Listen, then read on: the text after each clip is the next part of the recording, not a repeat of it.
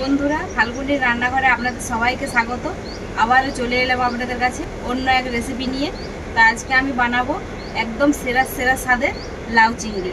তো কিভাবে বানাবো প্রথম থেকে শেষ অবধি পুরো ভিডিওটা দেখতে থাকুন আর আমার সাথে থাকুন। তো আঁচটা খুব ভালো করে উঠে গেছে, কড়াইটাও বসিয়ে দেবো উনুনে। লাউ চিংড়ি বানানোর জন্য এখানে লাউ আর আলু আমি আগে থেকেই কেটে রেখেছিলাম। তো লাউ আলুটা এখন আমি সেদ্ধ করতে দেবো কড়াইয়ের মধ্যে।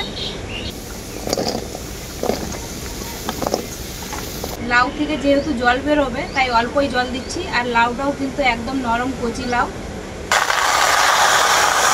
লাউয়ের মধ্যে দিয়ে দেব পরিমাণ মতো লবণ আর দেব হলুদের গুঁড়ো।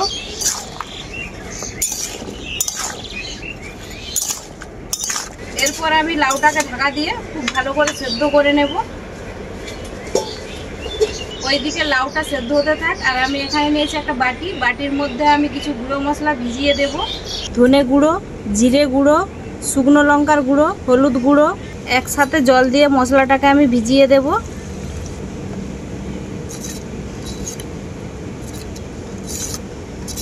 মশলাটা আমার খুব ভালো করে ভেজানো হয়ে গেছে। এটা এখন আমি রেখে কিছুক্ষণের মতো হয়ে গেছে, ঢাকাটা খুলে দেখে নেব।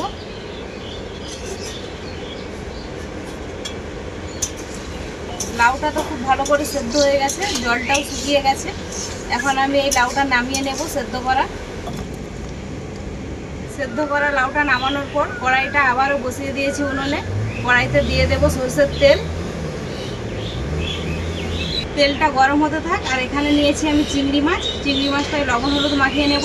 আর এই চিংড়ি মাছটা কিন্তু আমি খোসা রেখেছি, খোসা রাখলে কিন্তু ভালোই লাগে। লবণ, হলুদ গুঁড়ো, মাছটাকে আমি খুব ভালো করে মাখিয়ে নেব। তেলটাও খুব ভালোভাবে গরম হয়ে গেছে, তেলের মধ্যে ধোঁয়া উঠে গেছে। এখন আমি লবণ হলুদ মাখানো মাছগুলো দিয়ে দেব তেলের মধ্যে।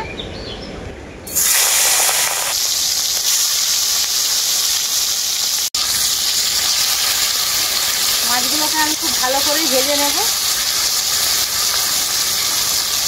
মাছটাকে আমি খুব ভালো করে ভেজে নিয়েছি, এখন আমি তুলে নেব।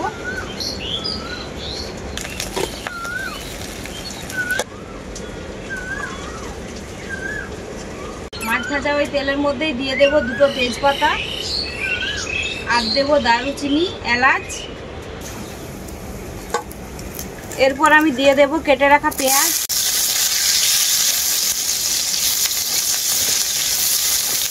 পেঁয়াজটা তাড়াতাড়ি গলে যাওয়ার জন্য অল্প একটু লবণ দিয়ে দেব।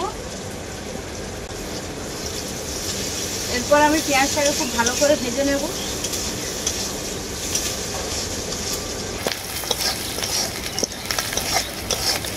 পেঁয়াজটাকে আমি খুব ভালো করে ভেজে নিয়েছি। এখন এর মধ্যে দিয়ে দেব আদা বাটা। আদাটাকেও পেঁয়াজের সাথে আমি খুব ভালো করে ভেজে নেব। আদাটাও খুব ভালো করে পেঁয়াজের সাথে ভেজে নিয়েছি। আদার কাঁচা গন্ধটা বেরিয়ে গেছে। এখন আমি যে গুঁড়ো মশলাটা ভিজিয়ে রেখেছিলাম জলে, সেই মশলাটা দিয়ে দেব।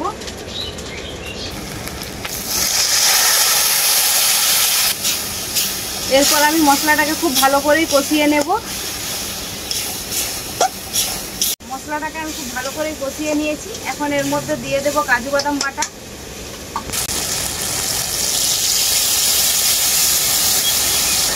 কাজু বাদাম বাটাটা দেওয়ার পর আবারও মশলাটাকে আমি খুব ভালো করে কষিয়ে নেব।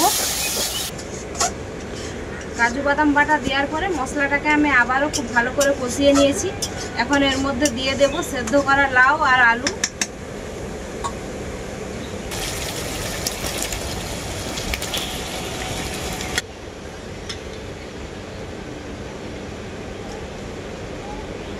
লাউ আর আলুটাকে মশলার সাথে আমি খুব ভালো করে কষিয়ে নেব।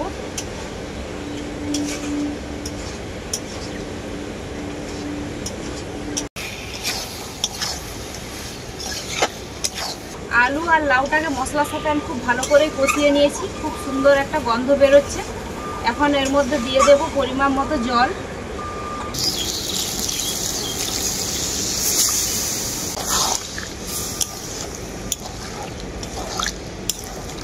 এরপর আমি ঝোলটাকে খুব ভালোভাবে ফুটিয়ে নেব আর ঢাকাও দেব না, এমনিতেই ঝোলটা ভালো করে ফুটিয়ে নেব।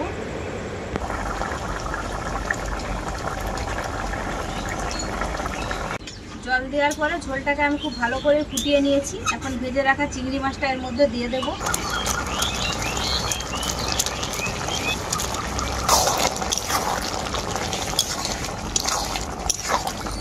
চিংড়ি মাছটা দেওয়ার পরে ঝোলটা আমি আবারও খুব ভালো করে ফুটিয়ে নেব। ভেজে রাখা চিংড়ি মাছটা দেওয়ার পরে ঝোলটা আবারও খুব ভালো করে ফুটিয়ে নিয়েছি। এখন এর মধ্যে দিয়ে দেব স্বাদ মতো চিনি, আর দেব গুঁড়ো গরম মশলা। গুঁড়ো গরম মশলা আর চিনিটা দেওয়ার পর আবারও কিছুক্ষণ নাড়াচাড়া করে নিচ্ছি।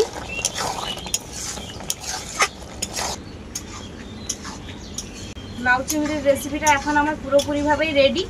নামিয়ে নেব।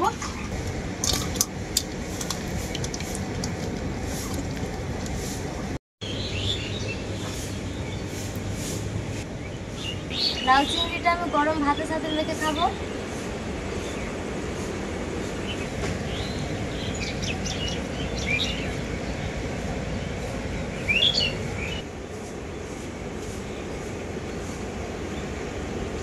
লাউ চিংড়ি অনেকবার খেয়েছি, কিন্তু এটা সবথেকে সেরা।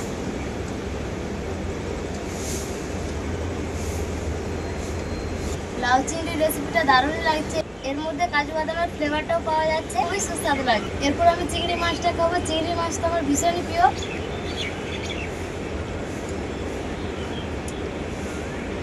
চিংড়ি মাছটা সেই স্বাদ।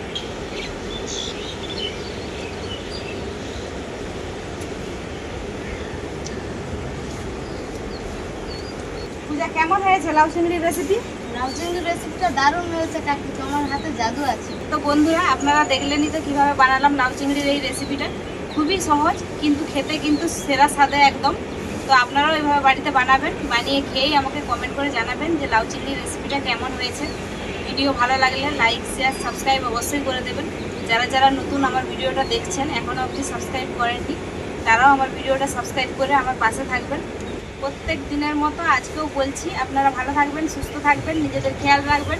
আবার দেখা হবে পরবর্তী ভিডিওতে নতুন কোনো রেসিপি।